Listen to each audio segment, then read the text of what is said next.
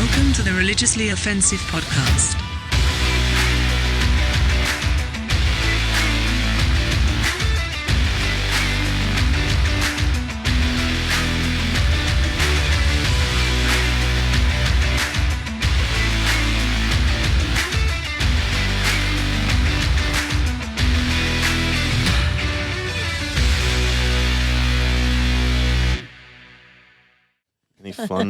Something fun anyone wants to share? I saw a meme, this Amber Heard meme. It was like grumpy. She's like, I'm gonna take a shit, and Johnny's like, in the toilet, right? And he looks back at her and he's like, right? It's like, I love that. Oh, it's so funny. Right. Oh, anyway, so for today, we were talking about people that like to steal your money. I mean, prosperity gospel.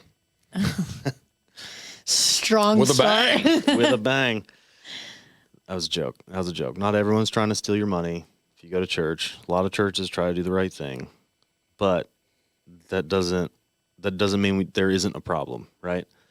And a lot of people that I mean, not a lot, but some people I'm close to have even fallen prey to, a lot of these preachers just either preaching fear or saying that, promising them the world. If they give, the more they'll get.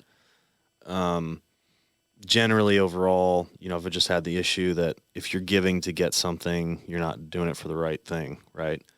But it's just the overall theme here is it's not healthy to try to promise people something. Then at that point, if for some reason, what's promised to them doesn't get delivered, right? It just creates this huge issue. And I think we've seen that in our culture. We've seen that, not only here, but, everywhere where you see, people just kind of like living on their last dime or they're destitute and they're just like, just have faith, just give, just trust God and all this. And then all of a sudden they can't pay their bills or just something happens. And then it's just like, all right, well, you said, Mr. Pastor that's worth over $50 million, you said that if I give, and really we talk about those people as are the ones who just give out of abundance, they're no longer sacrificing. So It's just kind of funny because it's one of those things where, I mean, there's a lot of hypocrites in this space. But, I know, Justin, you were looking into some stuff beforehand. Let me know what you got. Yeah, so just a technical definition, I guess, and this is not like the end-all be-all, but prosperity theology or the prosperity gospel, it's just a religious belief amongst some Christians that financial blessing and physical well-being are always the will of God for them, and that faith, positive speech, and donations to religious causes will increase one's material wealth and health. And yeah, I mean, it's challenging because to really dig into this, you have to dig into, the condition of people's hearts. And then you look at a lot of people who are, often accused of these things, and not always, but often, you have people that come from, a line of pastors or, some of the more prominent ones, they inherited ministries from whether there's their father or other family members. And so it's always difficult for me because there's an element where I truly believe these are good people trying to do what they feel like is the best. But it becomes challenging for sure. And like I think of a story when I was in Bible college. I was maybe 20 years old, and was living with a few roommates, bunch of just random guys. We just got put together out in Missouri, and one of them I knew, the other two had never met before, and one of the four that I didn't know had come in, just really rough backstory.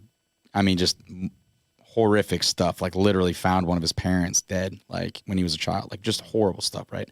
So your heart just goes out to this guy, and there was some, he wasn't quite all there most certain, I have no idea. I'm not going to get into diagnosing, but just someone was a little off. But either way, I mean, he meaned well, he's a good guy. But I remember early on when I was there, he didn't have a lot of money, right? And he was there like on some kind of scholarship or whatever. So, as his roommates, we're watching this guy eat, like ramen packets most days. So we would try to help, when we would go out and make like dinners, we'd invite him and, we'd try to involve him and help out and stuff like that.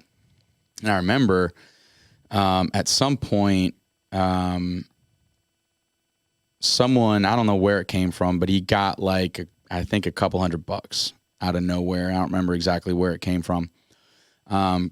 But in that moment, like, I'm not even sure how it all played out, but I just remember being out of service and he like, it was one of those big, services about sacrificial giving, da-da-da-da. And this dude just puts the whole Gave away the $200 $200, yeah, in the thing. And so, part of me is like, well, I mean, that's pretty incredible. And there's a little more to the story as well. But my part of me also was just like, bro, like I don't know. It's just interesting that it's like, what kind of situation was it? Was it something? Was it one of these situations where they were saying that you give and you will receive tenfold? I don't know. They legit just do it to help people. Yeah, I think he was doing it out of the best intentions. But it's like I'm already looking at it. It's like, dog, I'm gonna have to pay for you for things. And it's like I understand that you're trying to do the right thing, trying to help people, but it's like it's just hard for me when you see people. Well, there's a reason are trusting the Lord for provision. Yeah. When in the end, it's just really coming from people around them who, and maybe it's fair, maybe it's not. Who knows why they have more money or why they have things. Yeah. But it's just challenging when because I kid you not, I know people who, like growing up through different church experiences, and it's just like they'll literally say, the Lord told me this is my season of rest because he wants to show me that he is my provider. I'm just like, all right, buddy, you better be finding like $100 bills in your shoes. And like, because when you just start a GoFundMe and you ask other people for their money that they worked hard for, I don't know, that's just hard for me. No, it's different when you're pushing a GoFundMe on Facebook and when you're really trusting God. But it's just... Yeah, it's a challenging topic. It's one of those things where it's just like, I mean, it's almost like if you really want to know it's God, don't tell anyone. Mm-hmm. But no, let me broadcast my GoFundMe. Mm-hmm. Just like, hey, just so you know, everyone, I'm trusting God right now, aka you guys. Mm-hmm. Yeah. Just like, well, it's like if that's what you say, it's like, all right, bro, I'm not giving you a dime unless like the Lord wakes me up and just like it's a very obvious thing that's like I'm supposed to help you out. Yeah. And I will give credit, some of the places I've been, the leadership will address it and they'll say, things along the lines of, if you are trusting God for these finances, if you're not fully paid and you believe that the Lord is providing for you and you're not really working hard, because the Bible also says the man who doesn't work doesn't deserve to eat. And, it's like, all right, there's no problem with you having faith and, trying to take that stand. But if all your money is not here before the deadline, if you're even a day late, buddy, that wasn't the Lord. Yeah. Like you made a commitment to come here to have finances paid by this date. And then ultimately, like if you're not out there trying to get a job or do something. Yeah. Well, it's like, I mean, there's a reason when you're flying an airplane, they tell you to put your mask on first, right? Mm-hmm. Okay. You need to make sure you're covered first. So you're not a liability to other people so that you can be an asset and help to other people.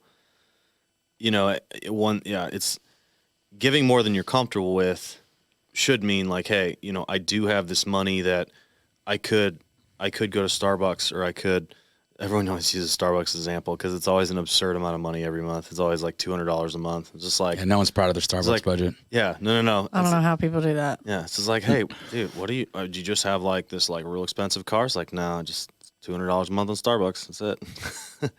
Just like my lattes. I like my lattes. They make them pretty good, I guess. It's where I connect with the Lord. Yeah. Yeah, right. This is my office. It's like my rent. It's $200 a month in rent. And that first sip of that latte touches your soul. Loiter for 8 hours. Never felt closer to the Lord. For some people that haven't really experienced genuine relationship with the Lord, that's the truth. It is funny. But you know, it's one of those things where there is that, of course, and that relates to the overall giving, specifically related to prosperity. It's just a lot of times, in a lot of churches, you know, we'll talk about participation, which I think is great. Like, I think if you're just gonna, anything you have, just participate. I think that's a cool thing, right? I just kind of get people used to the idea.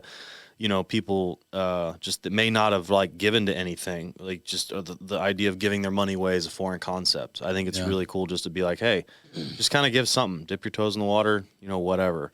And you know, there are other people that are just like, there are some churches that'll just be like so hard convicting on, you know, you give your 10%. Mm-hmm. You know what I mean? Like, I see your track record, what you gave last year. Why aren't you giving this year? Like, you know, I mean, it's just like, you know, the churches that'll be like that with it. You know, and again, I mean, we're getting into that, you know, people enforcing life change or fruits of the Spirit that, you know, and really it's supposed to be, you know, a genuine response to God, and it tends to be a response to people that tell you you're doing it wrong. But you know, it's just one of those things, and it really it's kind of evolved into, or it did kind of in the 2000s and early teens. You don't hear as much of it now. There are still some players in this game, but you have where it's like, you know, people will, or pastors or preachers will say, you know, hey, if you trust God, test God. You know, where you know, they take some of these verses almost out of context, where they say, okay, well, let's test God and see, you know, if you give money, you know, if you give whatever money or give above and beyond, that's what you'll be blessed with. Or, you know, are you going to be, your cup will overflow if you just give, you just reach deep, you know what I mean? And the whole thing is just like, God never promised us that. He never promised us that we would have the nicest cars, the nicest houses, and all this stuff. And just because you give, you know, a significant percentage of what you make or whatever it is, it doesn't mean that God is going to bless you in that way. So, you know, that's kind of the theme of what we're talking about today. You know, and really trying to understand, you know, is this a false sense of security where we can just, as long as we pay God off, we're good to go. Like, we treat them like the mafia, right? So, I mean, you know, it's just one of those things. And you even had come up with something earlier to where in the New Testament, tithing's not even really brought up. Mm-hmm. Yeah. And then kind of to bookend, I found this kind of interesting. There's a story in the Gospels when they're asking Peter about whether or not Jesus is going to pay like the 2 drachma temple tax. And Jesus basically asks, you know, from who do the kings of the earth collect duty and taxes? Is it from their own children or from others? Peter answers, it's from others. And then Jesus replies, and the children are exempt, but so that we may not cause offense, go to the lake, the Sea of Galilee, and throw out your line, take the first fish you catch, open its mouth, and you'll find a 4 drachma coin. Take it and give it to them for my tax and yours. And it's like this element where it's like, even Jesus, when it came to money and stuff like that, it was just like, I don't know, there's just such this concept in our natural minds that it's like give and take. And it's like to give you money, I have to find somewhere I can take it or earn it or whatever that looks like. I just thought that was always funny because it's just like, you know, Jesus didn't have a job, like a vocational job where he's getting paid. But it's like the one time where there's like, hey, you paying your tax? And he's like, go catch a fish. You're going to find 2 times my tax in his mouth. Like, it's just like funny stuff. I don't know, I like to think Jesus had a sense of humor. I don't know. Do you think he was always like just like super like somber? You think he was a prankster? I bet he was. I bet he was clowning the disciples. Definitely had a sense of humor. I can promise you, bro. He was up on that mountain at like 4 a.m. and he was just. I mean, he spooked him on like the Sea of Galilee, walking on the water and stuff. But I bet you he was playing with them. I just yeah, and it's just like a lot of people probably have a negative view of Family Guy, but half the time Jesus is a joker on Family Guy. It's just like, I got you. And I mean, yeah, and it's just I get it. There's a certain respect and reverence that the Gospels kind of, you know, display about Jesus, but you know, all of us, including Jesus, were made in God's image. Yeah. So it's like, you know, for us to have a sense of humor, you know, he does, right? And it's 100%. It's just in the history books, you know, you talk about anyone, you know, that kind of that came before us, you know, they all had senses of humor, even though they don't, you know what I mean? Take anyone, and you know, everyone did to some degree. So it is cool to just imagine that. It's probably funny. Sure.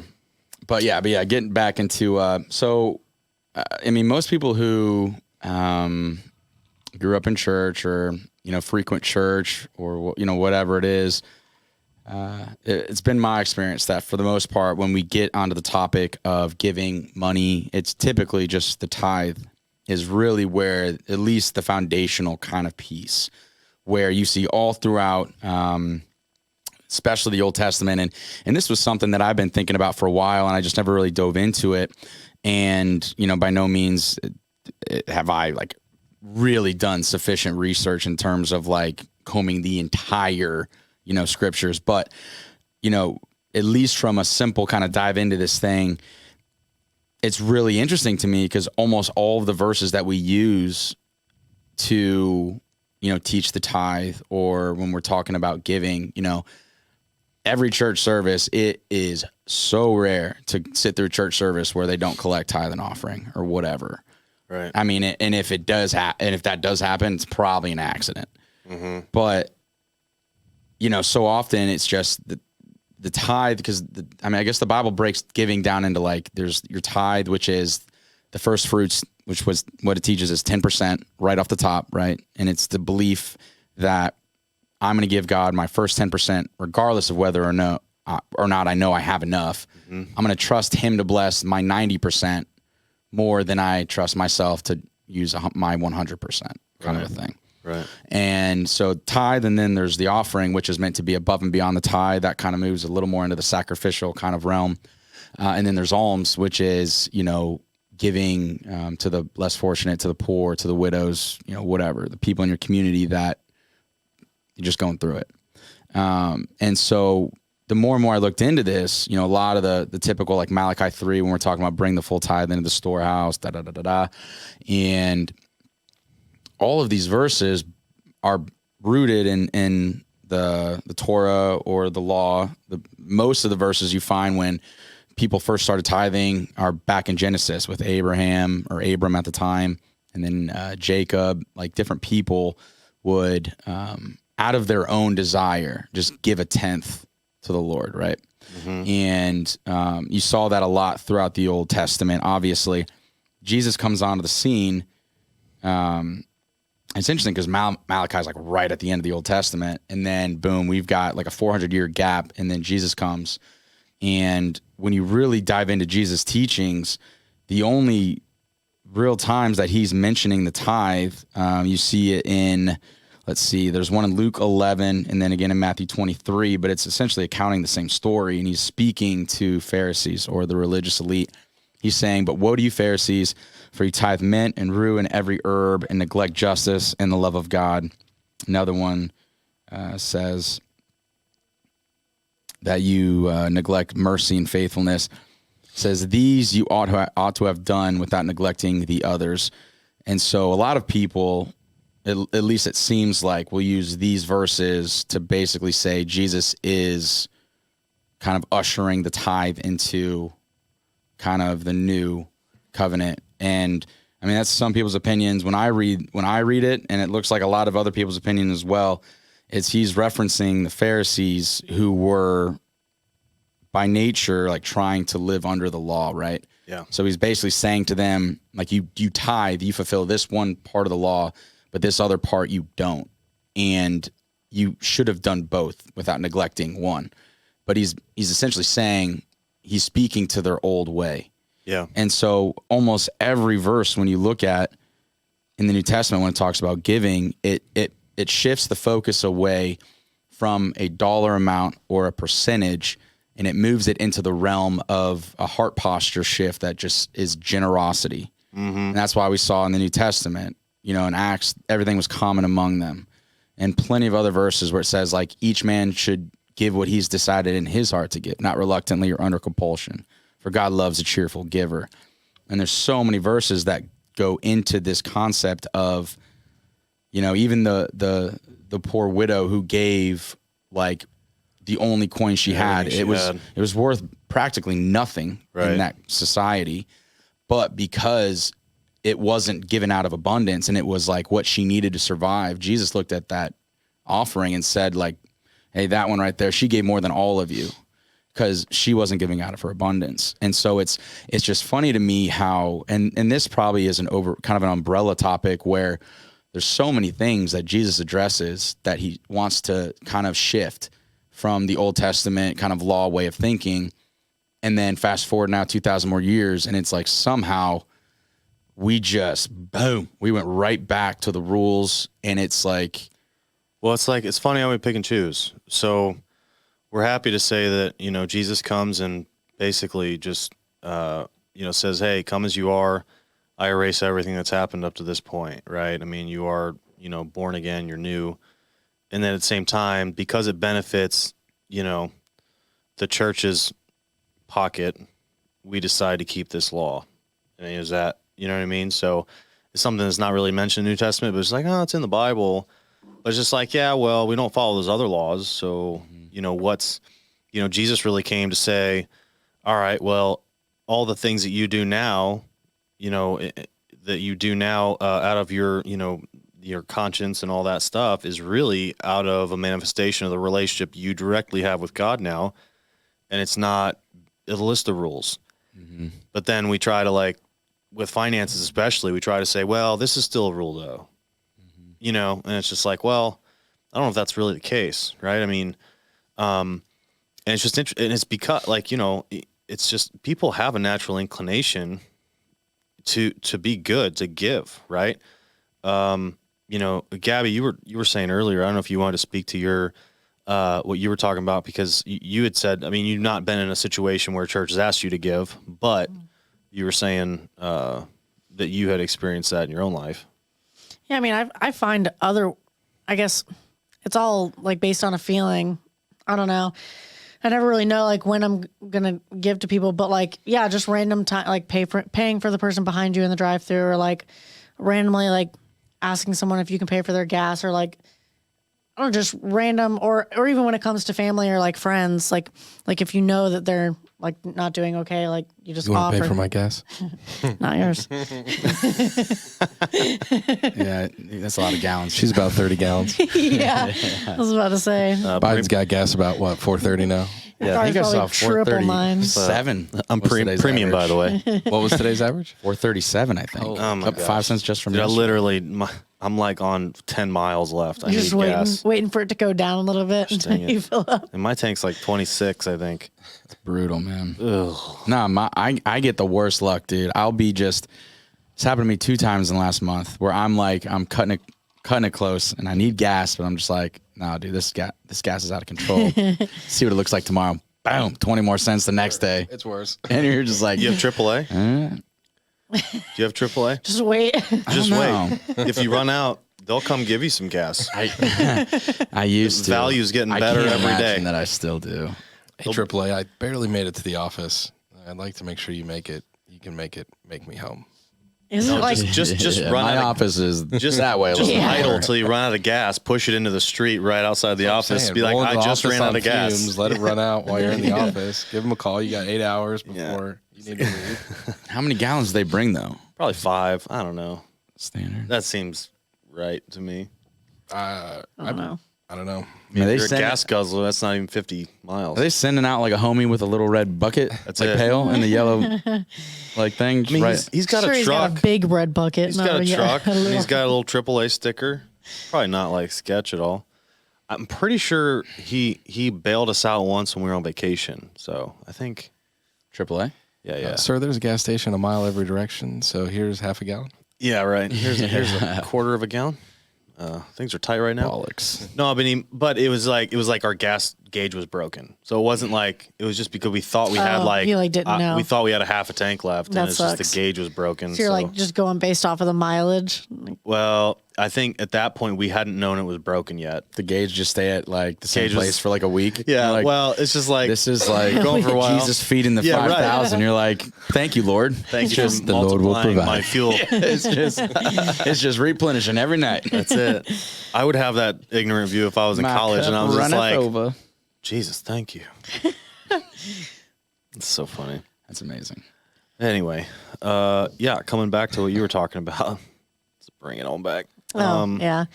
I mean, I guess I don't know how I would react if I did go to church and someone was like, yeah, you're supposed to do this. You're like, I will, like when I can.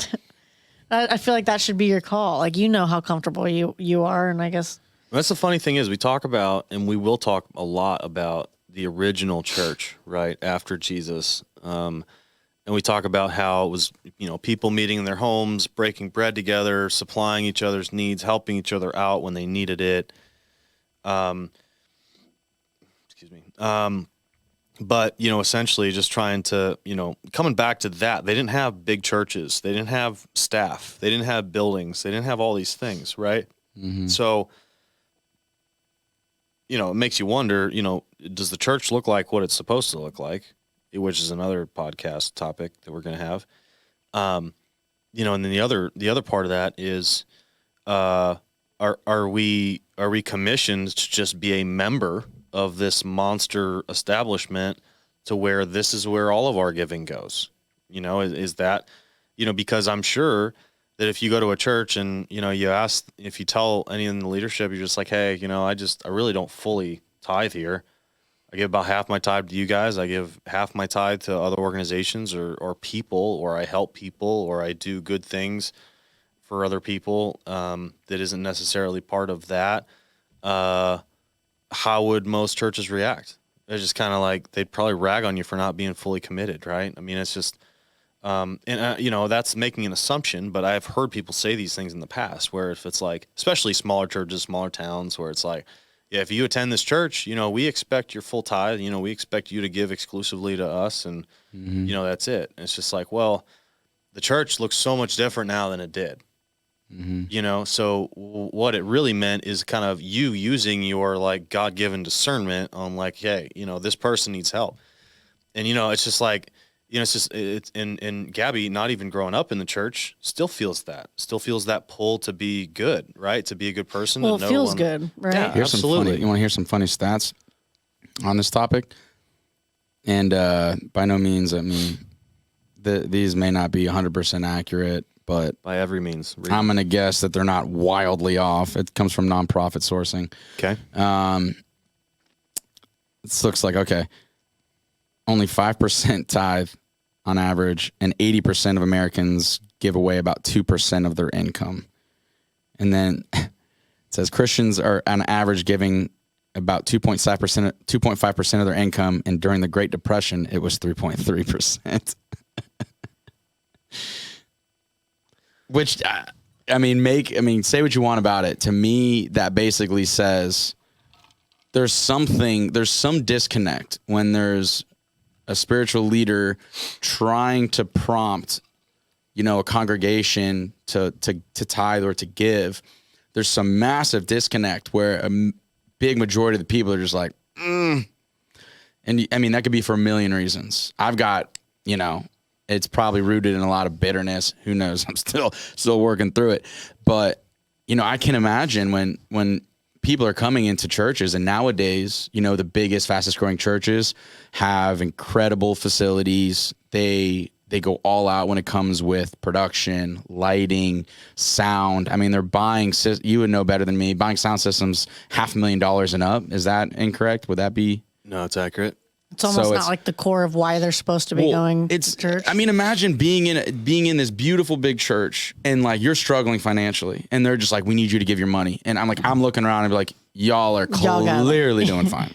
Yeah. Like, it's just like, and it's hard because it's hard to blame churches for going there because it's like they're competing for people's attention. Well, that's just the standard, the model. Tough. But it's just like, It's Disney's fault. Yeah, it's totally Disney's fault. Let's take away their sovereignty by all means. This office is my church. That's really profound. That means a lot. So you're going to tithe?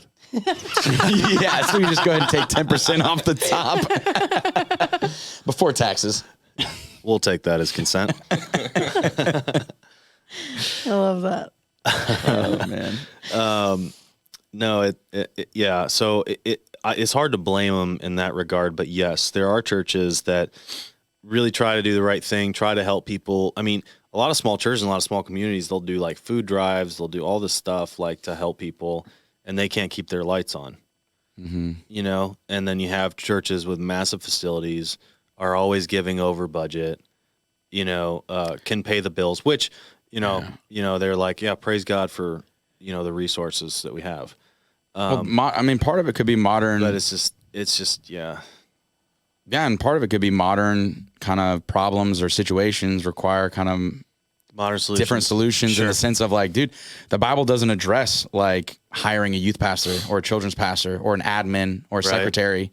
Like, it's like we have these massive church staffs that facilitate, okay, if you want to have a congregation of thousands and thousands of people, I mean, you need, you know, infrastructure to be able to do all that well. But which is funny. It's something that's outside of the norm of Scripture. Yeah. So it's like, we're kind of flying blind here. I mean, you could say it's not biblical, which is a huge thing. Definitely say that. You could say that the church, the way it is now, is not biblical. Offensive. It's absolutely offensive. Yeah. And I hope people that hear this are offended by that. It's just the issue is like, you can't go back to the Bible and prove that the way we're doing church now is the right way to do it. There was no example of that, right? Mm-hmm. So maybe you could like, I'm sure there's someone who's like good with their words and their theology that could say yes and like arrive at the way that like, yeah, that makes sense the way we do it now. Mm-hmm. But, and I could say that like, yeah, because we are as humans, the way we are, you know, we like nice things. We like being entertained. Yeah. You know, we want, you know, all these things. You know, it's just funny. Like I'm guilty of this. Like if I went to a church and I wasn't entertained, would I still want to go back? Well, if I didn't find it engaging, there's a lot I could probably get from that place or the people there or whatever. But if I'm not seeing the production at a certain level, if I'm not seeing it entertaining, I'm not seeing this, I mean, like I'm probably out, you know? And it's just like, it's sad to say, but like, it's a lot of things people are thinking. They're just not saying out loud. Well, the hard part is I think there's so many options to find that in any given city unless you're in just like, you know, bum, you know what, nowhere. Like it's, you got options. And what does BFE stand for? It's fine. I don't know. Is it not Egypt? It's BF, bum F, Egypt. Mm-hmm. Yeah. I won't say it. Oh. We covered the cussing one. I didn't know the Egypt. I'm not sure I didn't know why. that was a thing. I'm not sure why. I don't know. Bum F Egypt? It is. Yeah. Look up BFE. Huh. Yeah. I don't know why. I always really said curious. Bum F nowhere. All right. I didn't say that. I heard people say that. It's not BFN, but that's fine. Yeah. It's not even the same letters. I don't know what that means. But no, see, even like people like John Chris, like, you know, I mean, shout out John Chris, he's hilarious. But like he's done those. Please come on the pod. Yeah, please come on the. Yeah, if this guy's big enough, he would, I'm sure. But like you know, basically, you know, you have these like skits where it's just like people like judging, like, you know, and it got to like, yeah, you know, this tithing plate is just a couple ounces too heavy, you know, it's just like judging every aspect of a church. You know, it's just like, unfortunately, because of consumerism, I feel like that's exactly what we do, right? So it's hard to like, you know, there's people and staff like just dedicated to just planning, like, all right, how do we strategically keep people here? Retention. It sucks that we have to think that way, right? And ultimately, you know, you could blame a lot of things, but you go over, I mean, missions trips that you go overseas and like really like get down. I'm not talking about, you know, staying at like some resort off the coast of Mexico. Like that's not the type of, you know, mission trip I'm talking about, but like, you know, when you actually go on a mission trip and see how people do church in other countries, it's funny. I felt something. I felt something coming there. Some type of joke. No. I'm saying legit. Like when you go to like another country, you see like how they appreciate life, how they appreciate the ability to just have a roof over their head and gather, and, you know, praise God, have, you know, church and whatever. It's mind blowing. Like, cause it's just like, then you come back here, it's just like, all right, we're so materialistic. Like, what is this? You know? And it's because of that whole, you know, I don't think they're preaching prosperity gospel over, you know, in Africa. Mm-hmm. Like, right. It's not like you give us, you know, this and God will multiply it and this and that. And just like, nah, I mean, God ain't going to drop like a whole crate full of money out of the sky, right? I mean, that just isn't an option for those people. Well, here's the thing: is he could if money was what they really needed. Sure. Yeah. In that situation, in a spiritual sense. Sure. But like to me, when I think about it too, it's money's not what we need, though. Right. We don't need money. Right. If anything, but people feel like that's what they need. Look at what a culture kind of based around monetary exchange has created. And we were talking about this verse in Malachi, right? Like, sorry to interrupt you. No, you're good. But what was that verse in Malachi that was basically like that people take out of context? Malachi chapter 3 is where a lot of people get kind of, I mean, more often than not, when you hear, the person on stage, ask, come up to take tithe and offering, whatever. And an offering kind of is a separate thing, but at least when it comes to tithe, it's the verse and there's a couple different versions. Like, so in the NIV, let's see, it would say, bring the whole tithe into the storehouse that there may be food in my house. Test me in this, says the Lord Almighty. And that's another reason why people really go nuts on the whole tithing giving thing is because, in scripture, we see verses like, don't test the Lord your God. Right. So it's like, all right, but this is one instance where the Lord himself says, test me and see if I won't. Right. So he says, test me in this, says the Lord Almighty, and see if I won't throw open the floodgates of heaven and pour out so much blessing that there will not be room enough to store it.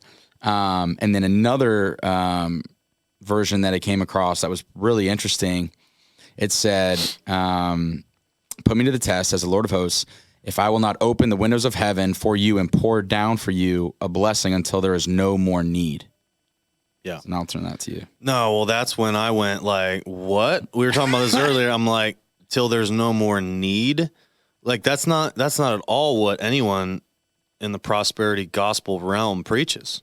Mm-hmm. It's not like God will supply you to what you need. Because if that was a selling point, and that was like, the more you give, the more God will supply you with what you need. Like, it's just like, well, at that point, there's a limit. There's really a limit on like what you need to survive, right? Or what you need for you and your family to survive. Mm-hmm. It's like, all right, well, if that's the case, and there's really no upper ceiling, why am I going to give all this money? So they know that. This is why they don't bring that up, So it's just like, it's just a fundamental issue with this whole thing. And I mean, a lot of people have problems with this. It's not, I would say that there are a lot of people that still believe that like God will bless them. And generally speaking, I think I saw somewhere online, or I looked it up, that was over 60% of people believe that God wants them to live more prosperous lives. Mm-hmm. I think that's trash. Yeah. I don't think God called us to live prosperous lives. I think that's He's called us to live sacrificial lives. That's right. Like I think we are fortunate enough that we live in a place where we can make that for ourselves, and we're ambitious, we're human, we have human qualities, which we like materialism here in the Western world. I mean, it is what it's kind of it's hard to separate yourself from that. I admit that. Because I think we're all guilty of it.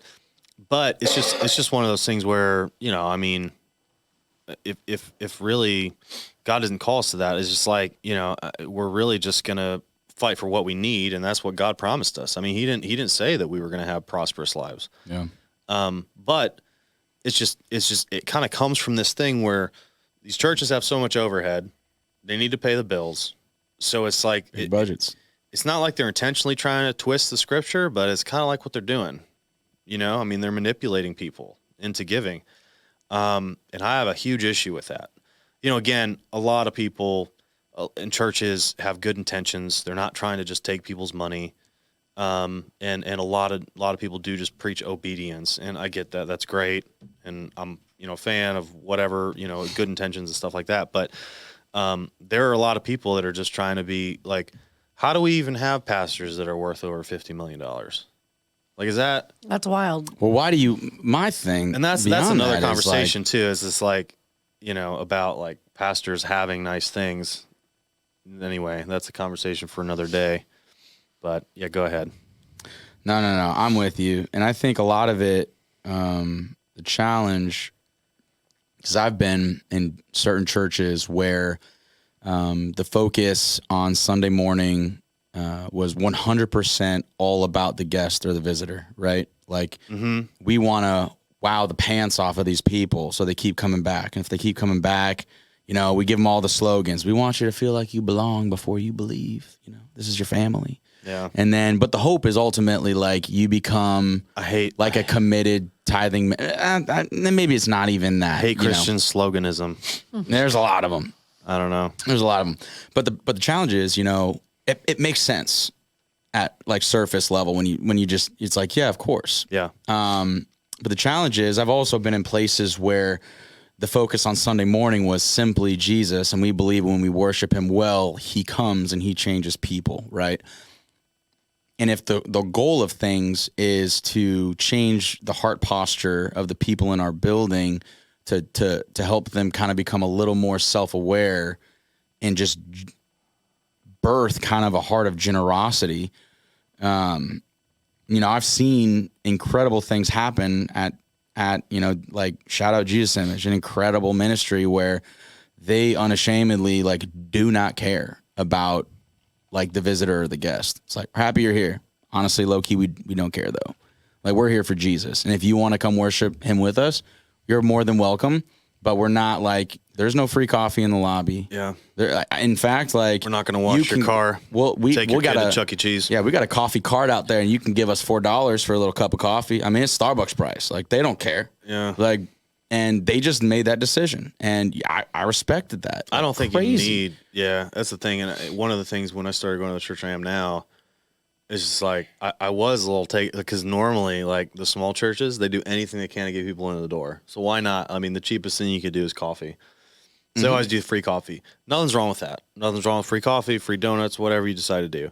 But it is like one of those things like we want you to come back. Why the free coffee? Yeah, it's like why do you? Because now you got to find someone in the church that's going to show up early to brew coffee. Sure. For people, and you're gonna. It's almost better to just like, hey, we have all these people that come every Sunday, or we're trying to grow this.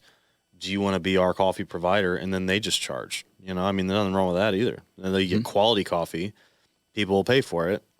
And then the people that like are mad and leave because they didn't get free coffee, well, they can just leave. And I mean, low key, those aren't the kind of people you want. those are problem starters.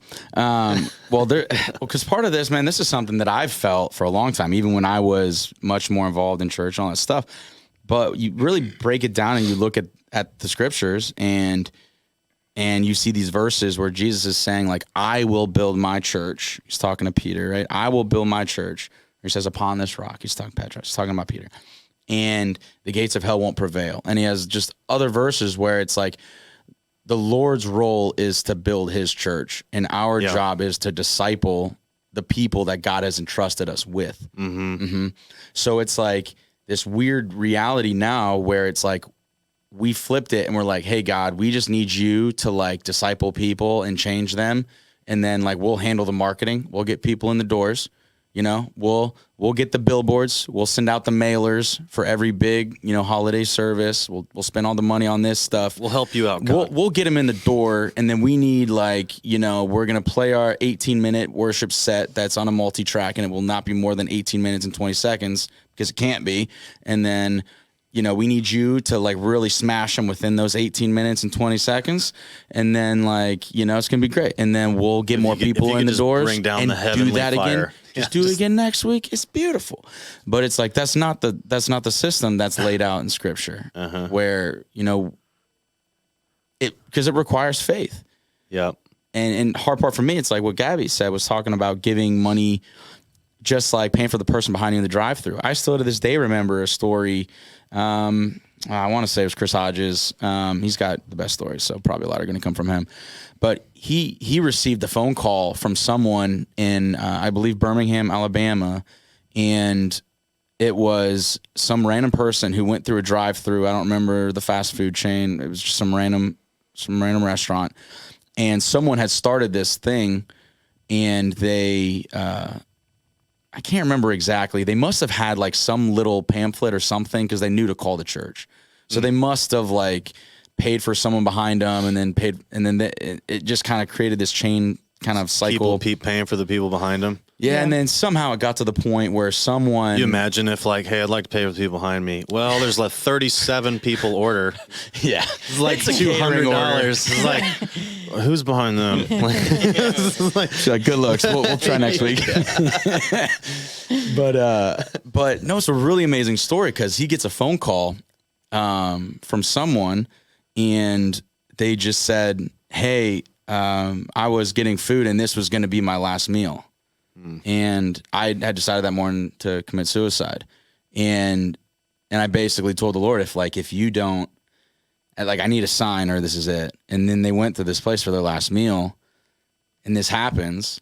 They call the church, and they're just like, just because of someone's random generosity paying for my $7 meal, I'm here, and I feel like I'm supposed to be here. Gives you goosebumps. And it's just like incredible stories, because it's not that the organization can't do great things, but I feel like we've lost the forest for the trees when we just want people to give us their 10% and trust us to distribute. I mean, that's when I think about it, it's like, this is probably a horrible comparison, but it's like, sorry to make you look at the government and taxes, they're just like, give us more of your money. We know how to spend it. Yeah, right. And it's like, I'm not saying that the churches are evil, but it's like anything ran by people are people. Mm-hmm.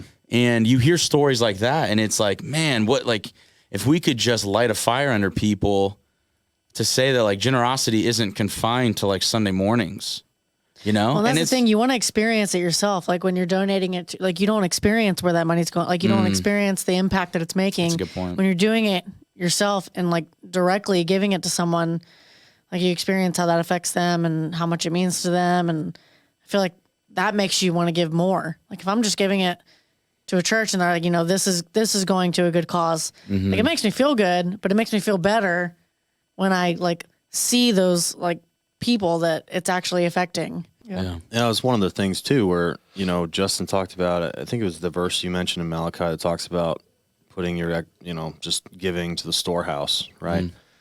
And it's just one of those things where we kind of lost touch of, and as the church, we don't really, a lot of times we don't service the needs within the church, within the community that we're in, right? You talk about the church in the New Testament, and it was so much smaller, right? They didn't have mega churches. You didn't have the PAs. Weren't able to reach. So naturally, the churches were a lot smaller. Yeah.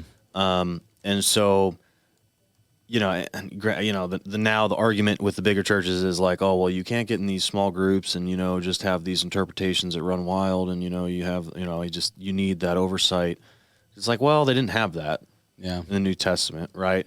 So what happened then? Is it just one of these narratives prevailed, and then like we just don't hear about all that other stuff? Like, because clearly something worked, right? They were small groups. They were helping each other. They were intimate. They were breaking bread. They were doing stuff together as a church. They were serving each other's needs. They were doing all this stuff. And the storehouse, I imagine, is one of those things where if you had a need, you'd go there, right? The churches, it's just like, now especially, it doesn't feel like they're meeting those needs. And granted, yes, there's the drives for Christmas, and, we do that too at our church and stuff like that. And I think that's valuable. But then it's like, sometimes there's hesitation, like, and I think some churches are getting better at this now, but, it's just like, if people in the community, especially now, COVID, people losing jobs, like people not being able to provide for their families and things, people not being able to pay their electric bill, we don't do as great of a job helping domestically, but we're happy to send $1 million to Ukraine.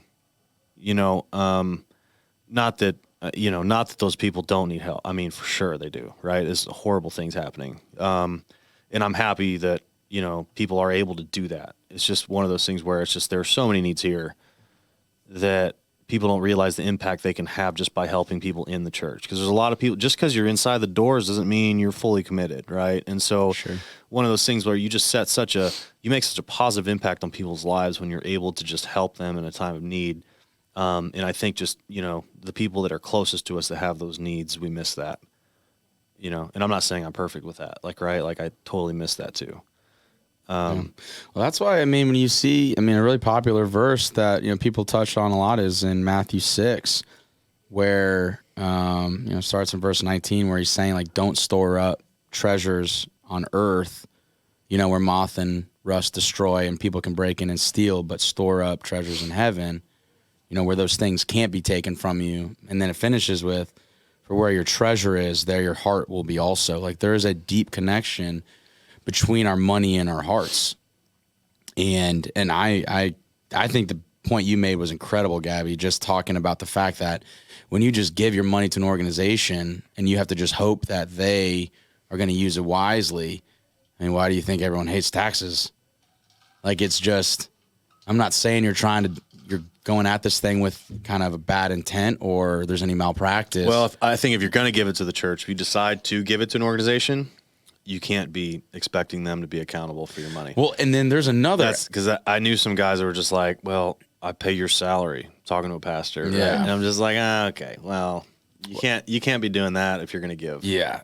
Well, that's another element. It's that goes back to that, don't give like under reluctance or compulsion. It's like right. God is looking for the cheerful giver. That's just like, I trust that like I'm supposed to like give over these funds to you and entrust you to do the right thing. But maybe you're not. But maybe you're not at that point where you're confident in that organization. And Sure. do things that are tangible that you can see the result, and like that's real powerful on others, on you too. Like, I mean, I love doing that. I mean, like you said, it makes you feel good, right? Like, no matter what walk of life or worldview you have, like, it makes you feel good. Yeah. I mean, dude, I'm so far I'm 0 for 2 with the churches down here I've been at, trying to promote this concept of, like, when you look at one of you mentioned it earlier, only 5 or 8% of people actually who go to church do it. Trying to rub your stubble.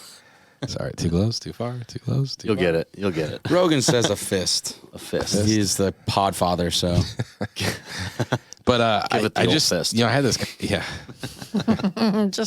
Okay, I'm not gonna do it. Get fisted. Yeah, there you go. Halo reference. I promise. Anyway, but your thoughts? I just had this concept that's like, well, look, most people don't do anything, so why don't we come up with a program where we help people work into it by saying, hey, maybe the first month we just give 1%. And then the second month, maybe we give 1.5. It's better than 0. Yeah, because I think it's a hard thing, and I think there's a lot of people who are in this zone of like, well, I pragmatically have bills, I don't have money, I can't give 10, so I'm just not going to give anything.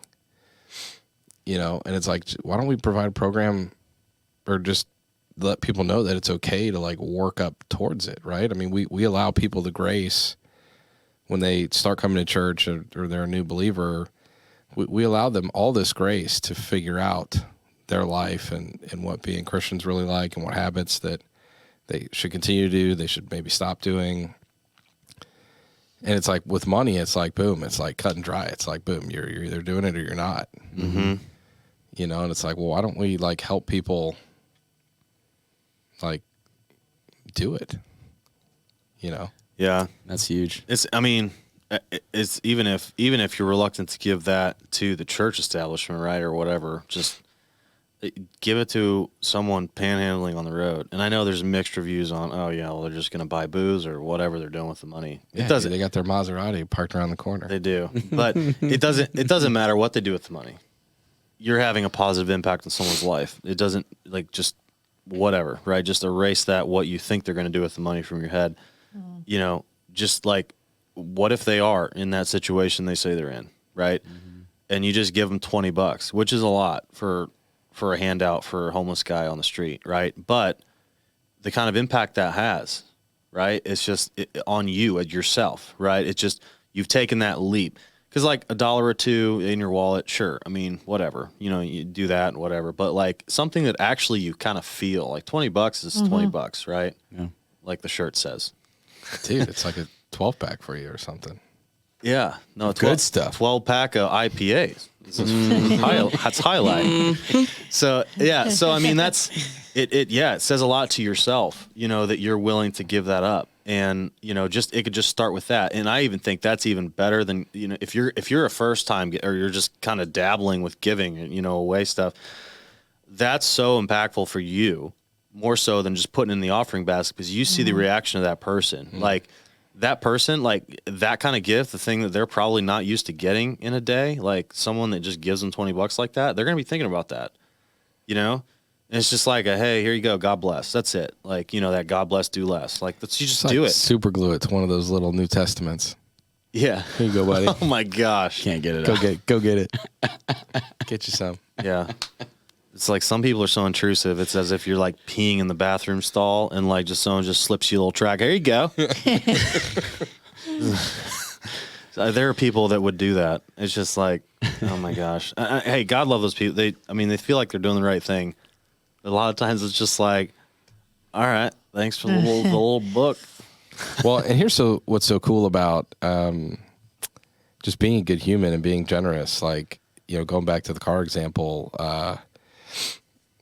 you know, like I said, I've done it a couple of times, and it's like you used to be able to take $5 or $10,000, get a used car, set somebody up for a little bit, and when it first happened, it's December, and it's like, man, like God, you must have a different plan, because like $10,000 ain't gonna do diddly.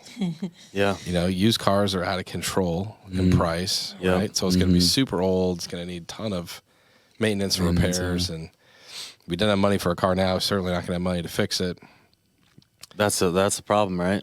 It's like you buy someone, you're just like, Yeah. here's this So I'm old like, car. Here's your blessing. There's got to be another They plan. spend $2,000 in the next 3 months trying to fix it. Yeah. Yeah, it just sits there. But it's like, Sell for parts. so I started to socialize it with a couple of people and a couple colleagues and friends. And you know, what happens is like all of a sudden you have other people who want to be a part of it. Yeah. You know, who like the story, that, you know, his family participates with the foster stuff. And the biggest guy who gave me money was an atheist out of California, Wow. you know, Because good dude. because he's a good dude, Wow. you know? Yeah, there's a guy that I follow on social media. It's not really important to go into it, but let's just say he would offend the you know what out of religious people, just based on his like lifestyle and what he does, and just the way he chooses to spend his time, whatever. But it's hilarious because he blew up on social media, got super famous, tons of money, right? Started selling merch. And now every single one of his videos, he gives away at least like 50 grand. You're talking about winning streak guy? No. Charlie Rocket's gangster though. Shout out Charlie. Yeah. One of my, I got a tattoo for him. But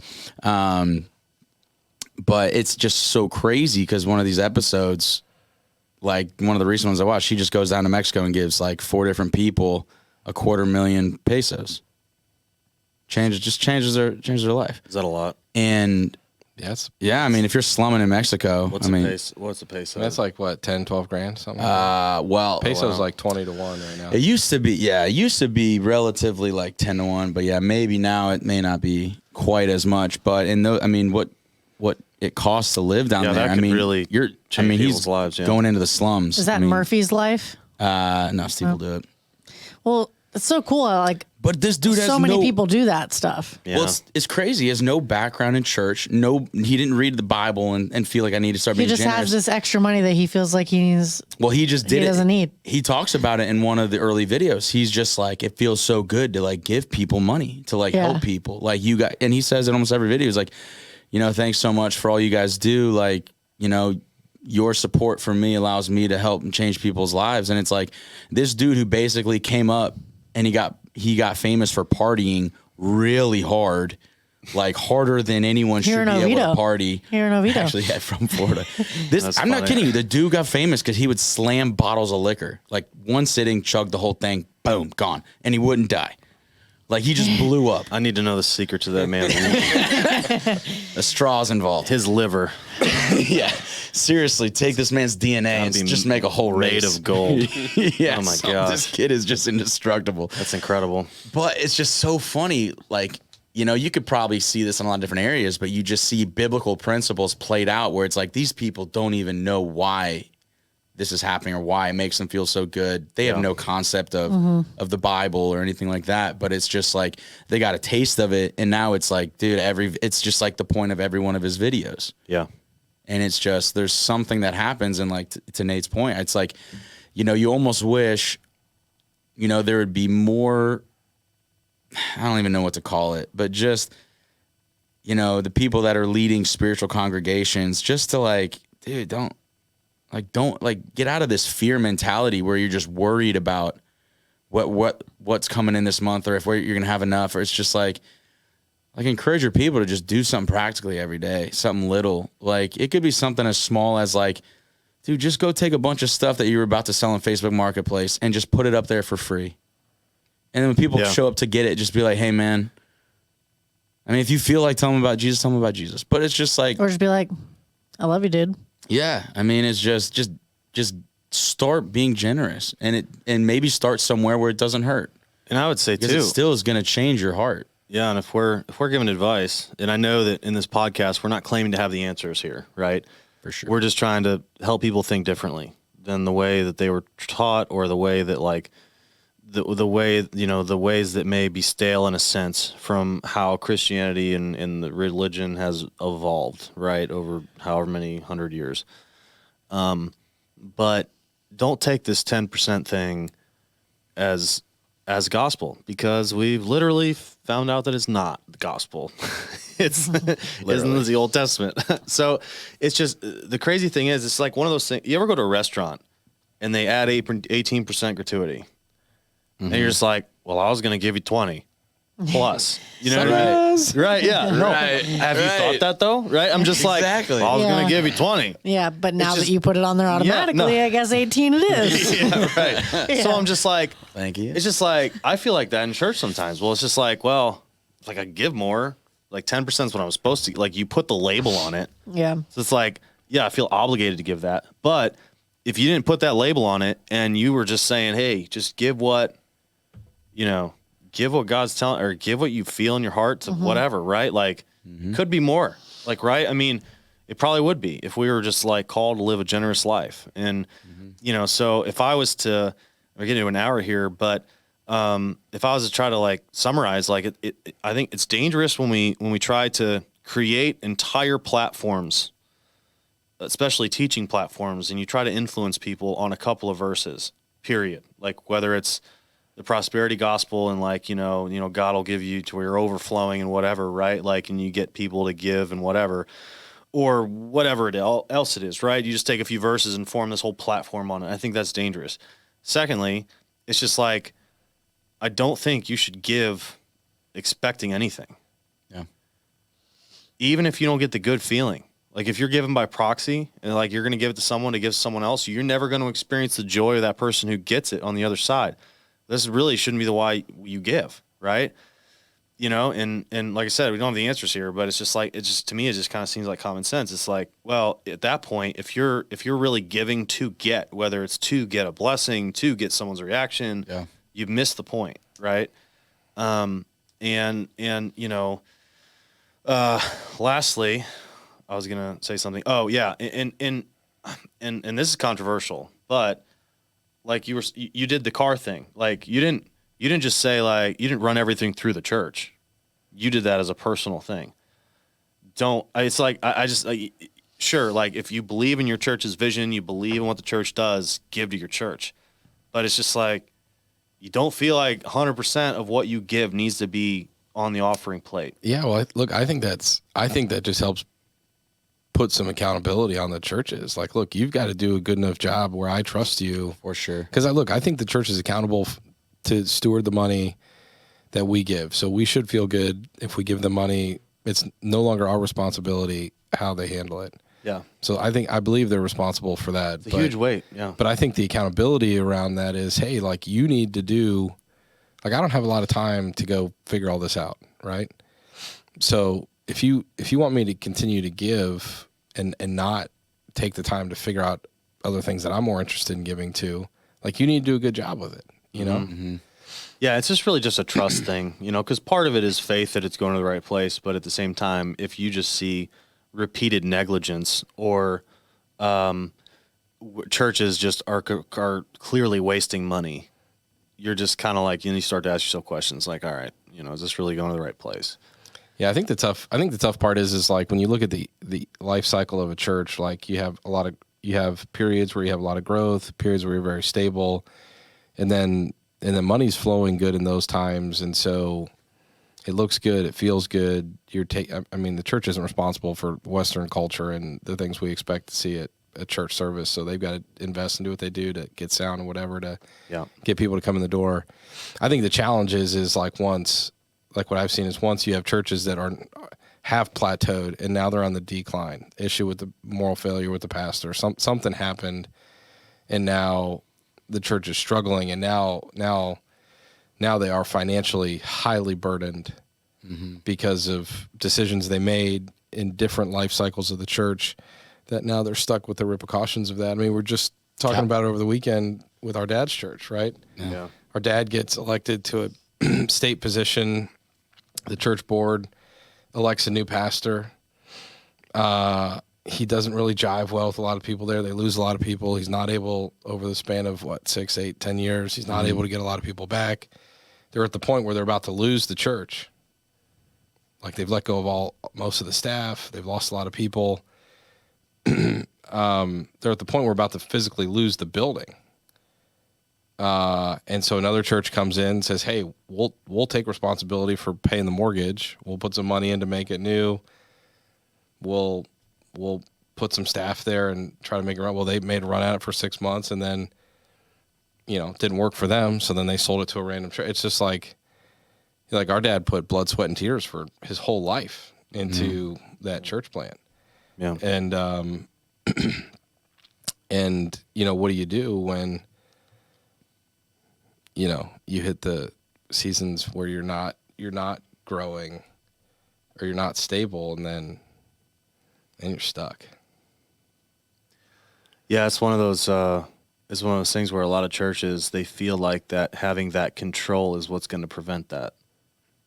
But in reality, it's really more so giving people freedom and helping people understand how to think, and just like, how to allow Christ to take over their lives, whether it benefits the church or not. It's like naturally those are the churches that benefit and without trying, right? It's just, but it's just, there's too much.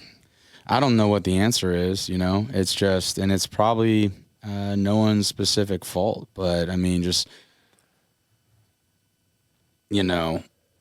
think just one of the biggest issues we deal with in America is just pride. And part of that is because we sing these songs like, I'm proud to be an American. And there's a good thing to be proud of, being able to build a life and stuff like that. But then there's times where, like with the example they gave with our dad's church, like it crushed me when I heard that. Cause I saw my dad, like that was, my first 15 years growing up, he lived there. Everything he had. Yeah. And, by the end of it, when he left, it was a beautiful facility. Healthy, growing church. And then, yeah, I don't know. I'm not, and it's not to blame. That one just hits a little closer to home for sure. Cause we'll dive into it in another podcast, but, dad passed away a couple years ago in a car accident. And it's just like, you're like, holy smokes. Like all of this just gone. Cause one dude hard. Was too prideful to realize that like, hey man, maybe you're not the guy for the job. And I think that's the challenge with, like Nate said, where there's some level of accountability where, man, if you feel like you're not getting enough involvement in giving, it's like, it's not the people's fault. It's not that they haven't heard the verses enough. It's like something with the relationship to me is like, yeah, sure, there's an element of education where maybe they don't, who knows? But there has to be some element of humility where you're just like, what are we doing where people that clearly don't trust us with their money? Yeah. Because, half of this stuff is write-offs. Like, you got to pay it in taxes either way. Yeah. Like, it's just, right. Like, successful people, they know they got to give money one way or another. I mean, they're going to pay it in taxes. Most people prefer to be able to give to charitable, kind of causes. But Yeah, and part of that is just just encouragement. When someone else takes over like that, it's not the same church, so you can't even. It's hard to. For sure. It's hard to say that it's, someone comes in and erodes your dad's legacy, because it's not the same church once someone else comes in. It was what it was, and that's how you can remember it. sure. It just doesn't, because it's just like. But to that though, the church being, biblically New Testament, the church isn't the building. It's, the church is the body, it's the people. Yeah, nor is it the pastor. Right. Yeah. And it's tough. That could go into a bigger conversation probably for another Sure. No, we'll podcast where we get talk there. about denominations and We'll get there. when you've got leadership and all kinds of organizations and stuff. So Yeah. hashtag vertical church. Good luck, baby. Rooting for you. That's it. All right. Well, yeah, we're past an hour. But any final thoughts? Anyone? We said a lot. It's good. All right. Well, thanks everyone for joining us. Hopefully you got something out of it, and we'll see you next time.